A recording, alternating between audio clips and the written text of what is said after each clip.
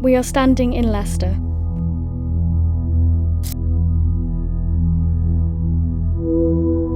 A city in the heart of England, which is a country on our earth.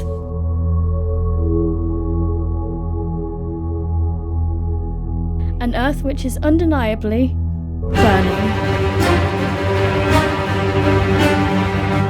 At least, that's what we are constantly being told by the media. The window of opportunity to keep global warming at a minimum is closing more quickly than we thought. We live in a world of snappy headlines and fear-mongering, especially about our environment. The thing is, it's not all wrong. The climate crisis is real. The sea levels are rising. Wildfires are getting worse. The data is there. The science is clear. But the scaremongering? That's only part of the story. We are often fed information that overwhelms us.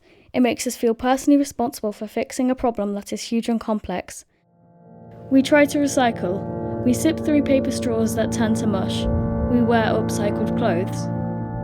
Meanwhile, we watch corporations carry on, pumping out pollution, exploiting resources, and discarding accountability.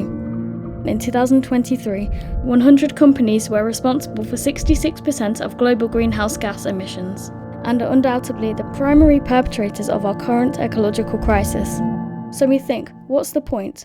Why should we care when it feels like no one else does? It's okay to feel that way.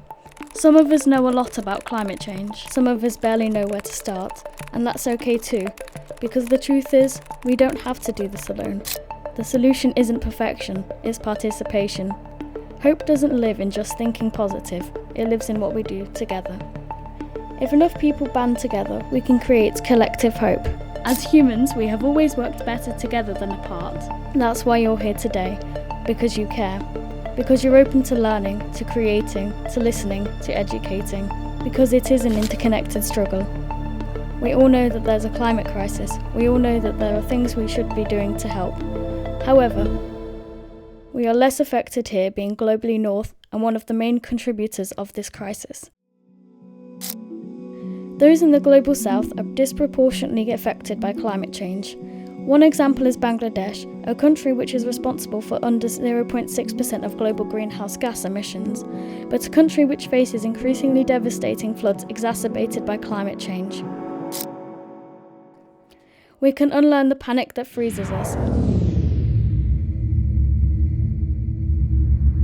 and replace it with action that moves us. We can become proactive in a world that too often waits for disaster before responding. Yes, this is a so-called burning world. The crisis is real, the damage is real, but so is the solution, and the solution is all of us, together. But here's the truth, talking isn't enough.